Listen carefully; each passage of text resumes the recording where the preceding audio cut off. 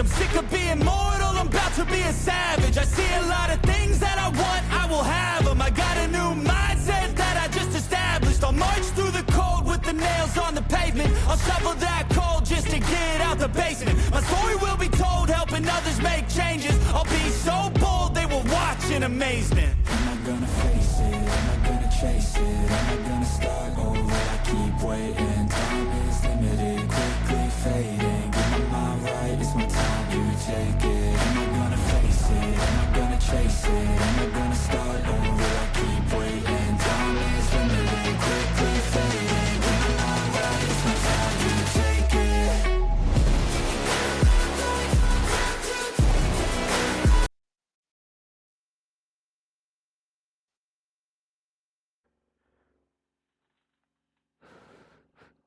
So, yep, welcome everyone. Again, we are here with Matt, and we are again gonna dive into something new. So, hello, Matt. How are you? I'm good. How you doing, Shubham? Yeah, I'm great. So, basically, what we are gonna discuss today is like the core topic of like who we are and like our identity itself, right? So, we actually sometimes feel that, yeah, this is not me, right? Or we feel like that. So, maybe a lot more into deep with that. And yeah, Matt, if you can like explain more into that. Sure. Thanks a lot, Shubham. So we're going to split the channel, as I mentioned in another video before, so that YouTube's native algorithms can understand how to advertise it to the right audience, and this will become Bulldog Matt's Healthy Mind. Um, These series of episodes and today's presentation will be about developing your identity, mapping your behaviors, and making conscious effort in order to rewrite them, create new neural pathways, um, and understand where your behaviors are coming from, often using my own personal examples and journey to help you. And as always, I've prepared a presentation. Sure. If the tool allows me to. If I click on presentation, it doesn't want to let me.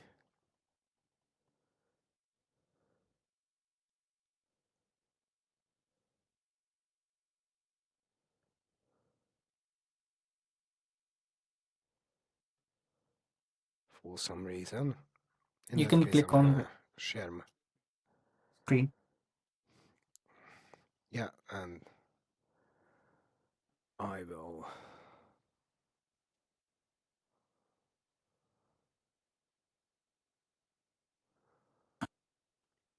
Okay, so today's episode is about developing your identity and mapping your behaviors. It's about trigger mapping, cognitive behavior, the use of cognitive behavioral therapy techniques, to embed uh, the new behavior you want to replace the old behavior with. Something called pattern interrupt, which I will explain later. Shadow exploration, which again I will explain what that means later, and using some IT management practices in my psychological journey that you may or may not find useful. So, what are we going to talk about today? We are going to split it probably in several episodes. So, Shubham, please feel free to shut me up and if I go beyond our time limit. But this series of videos is going to be about. I will start with a brief excerpt from a book from John Bradshaw's Homecoming. The reason I'm going to do that is because I would like to highly recommend that everyone reads that book. It's useful. It's a little bit triggering, but for the so-called inner child work, it's essential.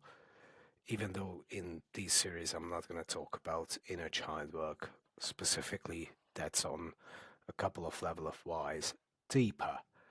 Um, then I will talk about why therapy on its own, whilst it's necessary, is usually insufficient. Then I will talk about understanding yourself and how to use business practices in self-healing and self-development. Mm-hmm. I will provide a brief explanation about what CBT or cognitive behavioral therapy is and how you can use it in self-development, how it can create a synthesis merging two powerful tools, namely shadow work and pattern interrupt or CBT techniques to embed new behaviors. I'll provide a practical guide to neurological rewiring using my own personal journey and examples, and explain a little bit about the outcome. And we will then venture on just at a high level for now on introducing concepts from Carl Jung's archetype called shadow. Mm-hmm. And finally, I will provide some examples on how to do journaling and how to get prepared for therapy. And we got another helper, Jimmy, my German Shepherd. Hello, Mm-hmm. Jimbo. Yep.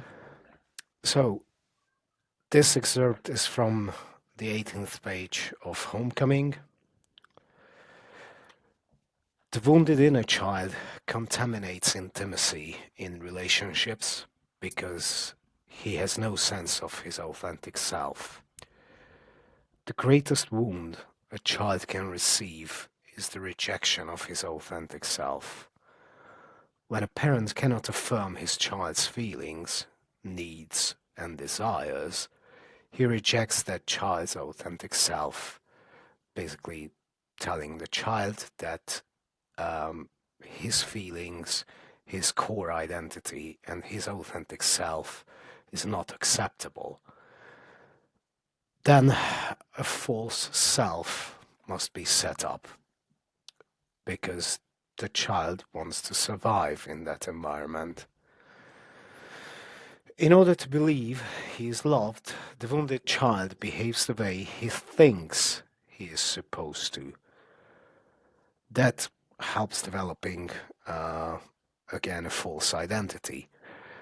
This false self develops over the years and is reinforced by the family's systems, needs, and by cultural sex roles.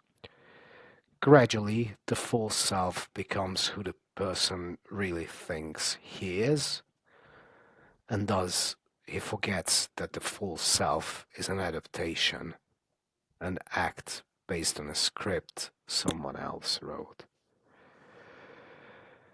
The main reason I wanted to start with this quote is because in my own journey, this really hit a nerve. This one hit home several times, Mm-hmm. especially when I was going through something called Negredo and did a massive shadow confrontation. And I realized that I've built my life, or some of it, almost most of it, based on a false self-identity.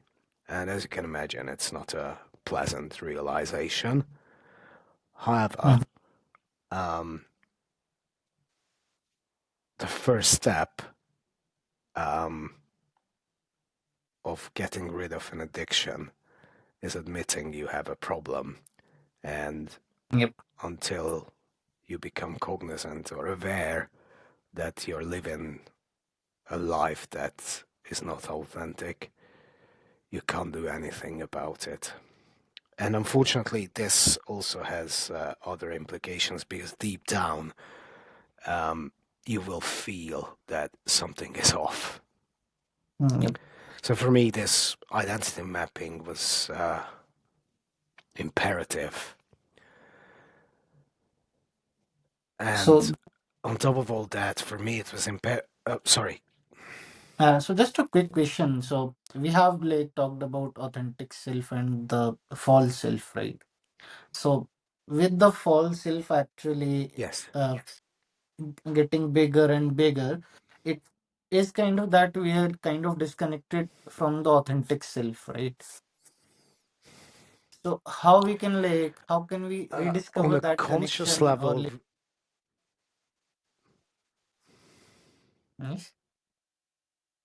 sorry, you're breaking up a little bit. I guess you asked how can we reconnect with our authentic self. Well, Yes. um, I can't answer this question in a simple one-line answer, but I would say through years of therapy, working in yourself on yourself, um, confronting your shadow, um, journaling, understanding who you are, Mm-hmm. doing inner child work, self-parenting, um, and the more you learn about yourself, the more you can change.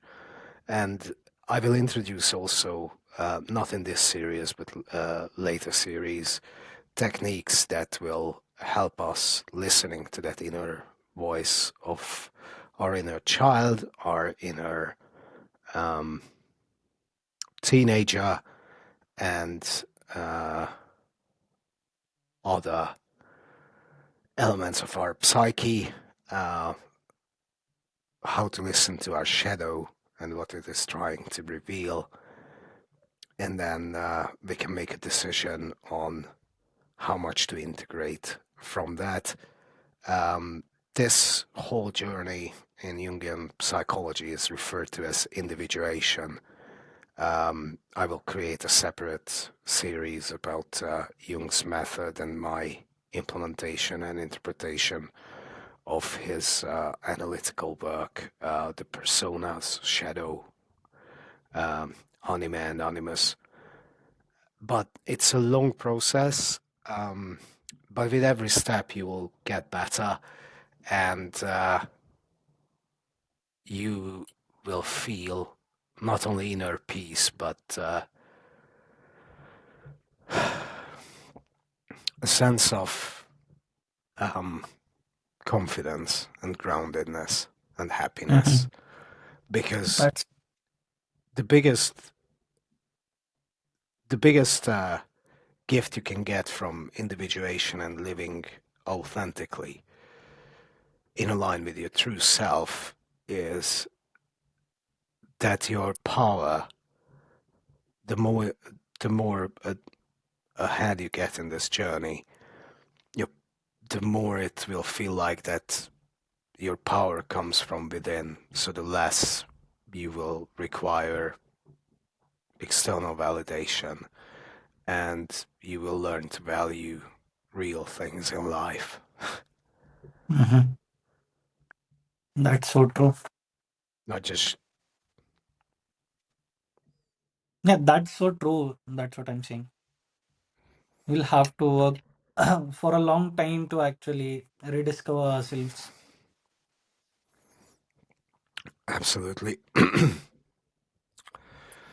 So, the first topic and why I'm doing all this is because going to therapy on its own, whilst it's necessary, and I would highly recommend basically everyone to do that, even if you had a relatively nice and secure upbringing, on its own, it's insufficient. Mm-hmm. Do you know why? No, I'm not sure. But I haven't tried therapy yet. But yeah, it is better to know it earlier. So, over the years, I've tried different kinds of therapy. I've seen different kind of professionals. Um, Ultimately, I stuck with one, or um, but on top of that, I'm also doing a lot of self work and have been doing it over the last 8 years, and had to educate myself a lot. Um, and I'm also doing coaching and seeing coaches, and recently I've started requesting a spiritual guidance as well. Um, so you lack the tools on your own to start this journey and to work on yourself. And the problem with most therapists is that you go to therapy and they ask you to talk about yourself, talk about your feelings. They follow their own framework, but most of them don't share anything about it. So you're kept in the dark and you have no idea where you are. The therapist will have an idea, but you don't. Mm-hmm. Um, and the there are two problems with that. One is, and it did happen to me. Let's say you resolve an issue, but you, because you're not conscious about how therapy works, and we're not certified therapists by default. That's why we're seeing one, although they go to a therapist as well. Um, you have no idea about the magnitude of the problem. So usually what pushes people to go to a therapist is pain. It's referred to as pain pressure. Let's say you survived a narcissistic relationship. Um, there was a tragedy and you became depressed. Um, you are short fused. You have some sort of symptom that created a problem. You're an addict, whatever. Mm-hmm. And you go to see a therapist. You focus on that work. And at some point, you will feel better. And then you're like, okay, I'm fine now. Bye. Yep. That's great. The therapist will let you go because they know that if you need to, you'll come back. But I would advise people to work on themselves and please use the tools if you can in order to aid that because it will make you more aware of what's going on, probably the scale of the problem, so you can avoid interrupting or stopping therapy when you just receive a surface level or just one problem is resolved. In case of victims of narcissistic abuse, this is absolutely essential, especially if you were not aware of being a victim of narcissistic abuse, because with narcissistic abuse, and you might want to listen to Richard Grannon's um, work, or at least read his book, The Cult of One. The problem is that you develop several layers of issues. You probably are suffering from complex post-traumatic stress disorder. On top of, if you're raised by a narcissist, it's not only that your inner child is wounded. You probably had an extremely difficult upbringing and not only upbringing but adolescence. It all over your life. It contaminates it, and you're in the dark. You might have anger management issues, but not only do you have a false image, but there's something called a narcissistic injunction in you, which is sort of like an implant in your psyche, in your superego, that that keeps abusing you, and you either resist therapy as a result of that, or you get better from the complex post-traumatic stress disorder. You no longer have so many triggers. You abandon therapy, but that abusive inner voice stays with you, and you continue acting to some extent as a narcissist yourself, and also abusing yourself through the narcissist. And so it's it's a tricky thing, and you need to find the right therapist. You need to work on yourself, and need to do whatever you can, whatever it takes, in order to get better. And I think it's if you combine a lot of things together, then you can accelerate the process and eventually have a much better life. The other thing is that most therapists will use one or two preferred techniques, and by default, they don't analyze on you, so they don't share their findings either. Most of them will shy away from sharing a diagnosis with you, because then you can look it up yourself.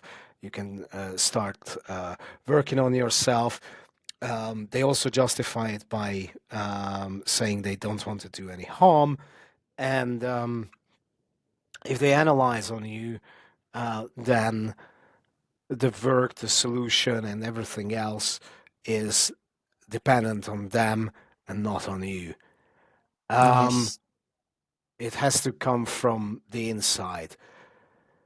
What I find outrageous, however, is that at the same time, most of them don't give you tools, homework, stuff to work on yourself on your own.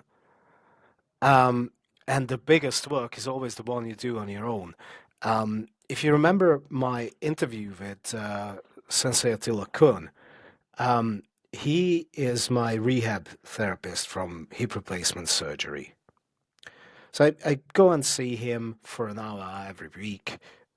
He does certain things, dry needling, certain different movements, breaks up certain parts that are stuck during the healing process on the muscle.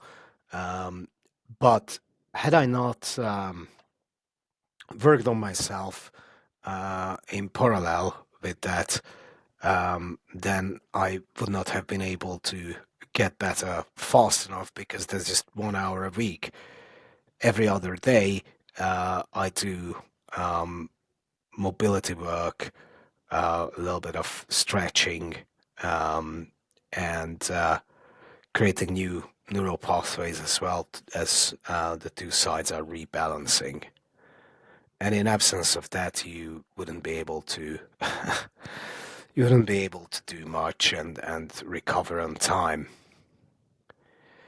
The other reason is that those deep wounds, those people with deep wounds of inner shame,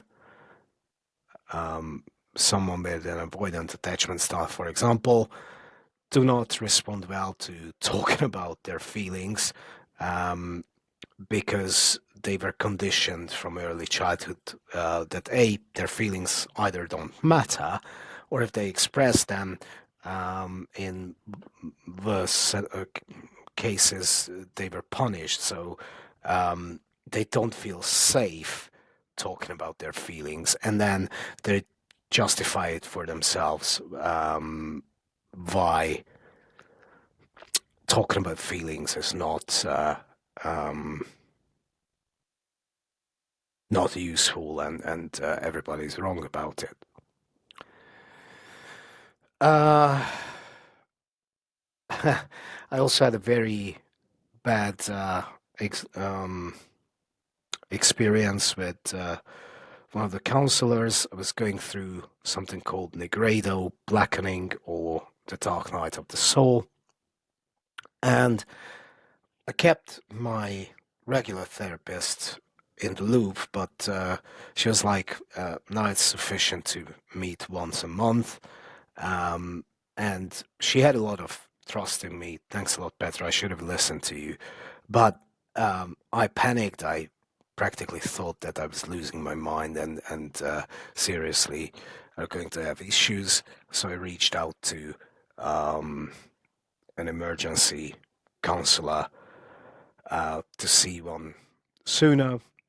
The problem is that this counselor did not want to listen to my therapeutic background, milestones, diagnosis, what I'm going through right now. All she wanted me to do is to talk about my feelings. And I went to see her after a point which I tried to explain to her had she listened to, where I unlocked a lot of things and realized that I was living a false life, so to say, and it unlocked a lifetime of suppressed emotions because I had a very deep shadow confrontation as well. And sort of, I was vomiting up, I can't find a better word to describe it, a lifetime of suppressed emotions in the pace of 2 weeks, which is, as you can imagine, extremely painful and relived a lot of memories and all that good stuff. And then someone asks you, "Oh, just keep talking about your feelings and just go deeper." And I'm like, what the hell do you think I was doing in the last 2 weeks? Why do you want me to relieve all this again? Yeah, so finding the right therapist and sticking with them and not panicking is also a good idea. But the reason she was doing that, of course, is because her method was reliant on going deep into feelings, and then from there, she would give you um, breath techniques and try to guide you to understand why do you have these kind of behaviors, whatever. But yeah, um, you can use your work at home and share it with your therapist. That will accelerate your healing and your journey and transform your relationship with your therapist to a cooperative one, and it will deepen trust. Plus, if you do all that, then you inevitably will acquire new knowledge and curiosity. Okay.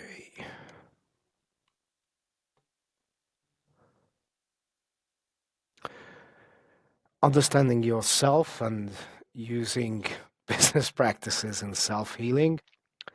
I use a couple of things from my IT management career, RCA or root cause analysis from ITIL, how we do that. Then using a technique called 5Y from quality management and lean, creating a continuous improvement cycle, which is why I married certain parts with cognitive behavioral therapy, pattern interrupt, shadow work, and then journaling, and then have some sort of validation because I was using this conscious management approach. I also use something called DMAKE, which stands for define, measure, analyze, improve, and control. You can not only apply it to business, but you can apply it to your own life and psychological journey. And again, from ITIL, I just use the continuous improvement framework of plan, do, check what happened, and then act accordingly. On the right side, you can see a visual representation on from I think it's from Lean, but it's mainly from Six Sigma. I can't remember now. You have a perception and representation of what the problem is. The first thing you do is you clarify the problem. What is the actual problem in your performance, how it affects your life. Then you try to get one level deeper. What is the real problem? Understand how your psyche and mind operates.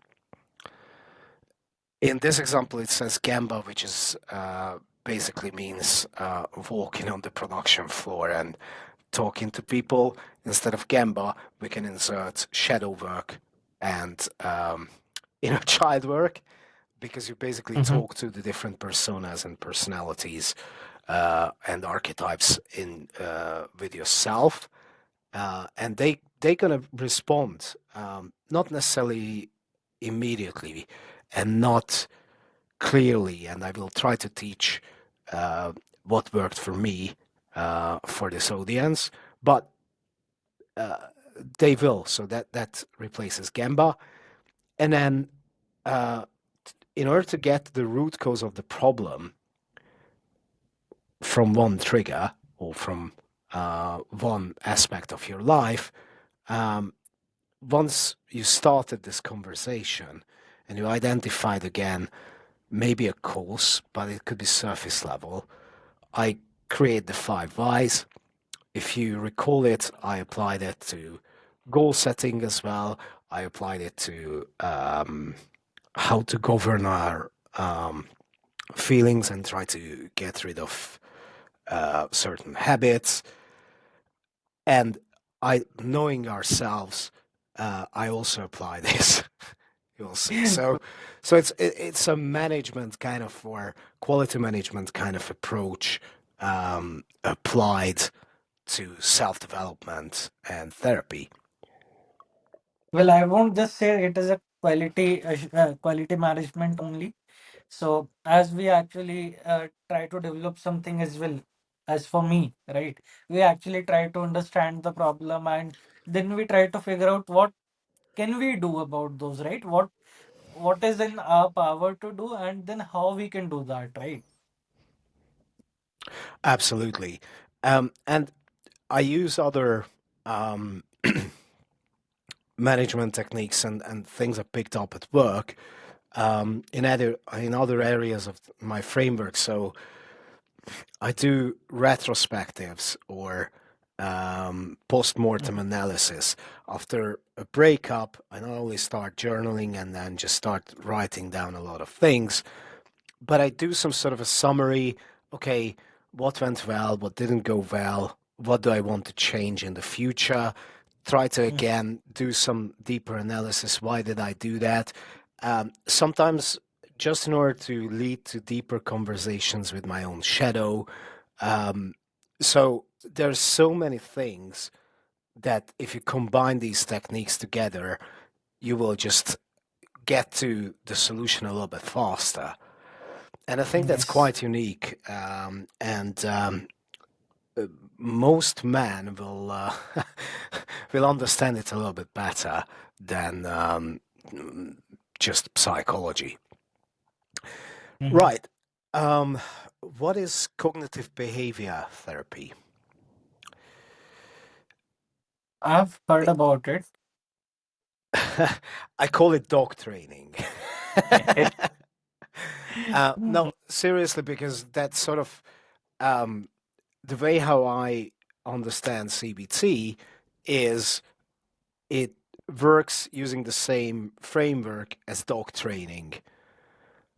Identify the pattern and then interrupt it, redirect, reward, if you're talking about correcting something Yes. negative. Um, but basically, it's a tool to implement change consciously.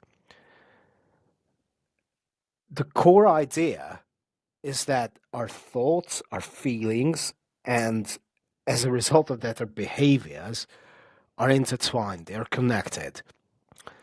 The process of CBT itself, on a very high level, is quite simple. identify the distorted or negative thought patterns. Because usually, if you, again, another management technique I use to interpret this comes from Kanban.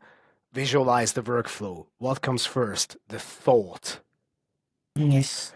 When I was talking about emotional mastery, I applied the same thing. So identify. Second step, challenge these thoughts by asking for evidence, by and also make a remark because I'm combining it with Jungian analysis as well. But okay, if I get to five whys and I can find other areas in my life, um, is this my shadow influencing something? Does it come from a deeper level, from childhood? What does it tell me about myself? But you don't have to get to the bottom of every single problem at once. With you can do it iteratively, which is how we develop software if we do it the agile way. Because Yes. then you continuously will get better, you will get results, it will keep you motivated to continue self work. And once you have that and maybe challenge those thoughts, then find a healthy way to replace them with a more balanced, realistic one. If you do shadow work, um, and again, I will detail what our shadow is, at least from a Jungian perspective. But I think he's the only one who introduced or named it in his terminology. Shadow. Um, it's things we basically hide from ourselves, and the idea is not to try to slay your shadow, but Mm-hmm. understand it and integrate elements of it and accept your whole self. And then I combine it with inner child work as well, because most of my crap, excuse my French, is derived from my childhood. Mm-hmm. The key benefits solely of cognitive behavioral therapy is that it gives us a practical step by step method to change our conscious responses. Um, I'm offering how, a very specific guide, sharing all this. Um, because I'm using quality software development and generic IT management and management practices on the how to implement these therapeutic tools in our lives, um, and then and combine different psychological therapeutic approaches because they have a synergistic effect. Yes. So you have kind of like integrated all your life experiences and using it here, right? Yep, Well, that's my framework basically. Plus, yes. I even though I'm going to split the channel, I I did something on top of that because I checked the hormonal part of it, the and the biological aspect. This kind of thinking for me comes from probably the fact that my Briggs Myers personality type is an INFJ architect, and I started my IT career as a system administrator. System Mm. administrators don't necessarily just take a look at the problem and, okay, I fix it. Well, rookie ones do that. Real sysadmins are lazy, meaning that they step back, try to understand the entire system as a Mm. whole, and okay, I'm going to fix this problem, but if it happens again, um, yeah, They, an automated script or something can apply the fix, but let's get the root cause. What yes. else is it connected with? How can I make it better? How can I maintain the system so well that I have to work less and less in order for everything to be working? At Yeah. least that's what I was doing. That Um, that's how it should be. yeah, I know you Well, have the same mindset because there's a reason we absolutely loved working with each other. Um, yes. Well, okay, I would suggest that we should stop it here for okay, this uh episode. episode, and we can continue in the next one.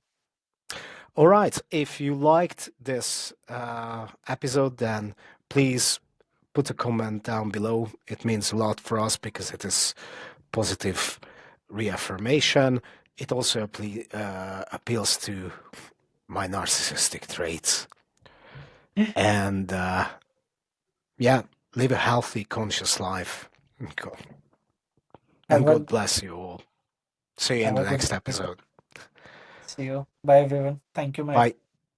Thank you. Pain I felt is paid for, all is said and done.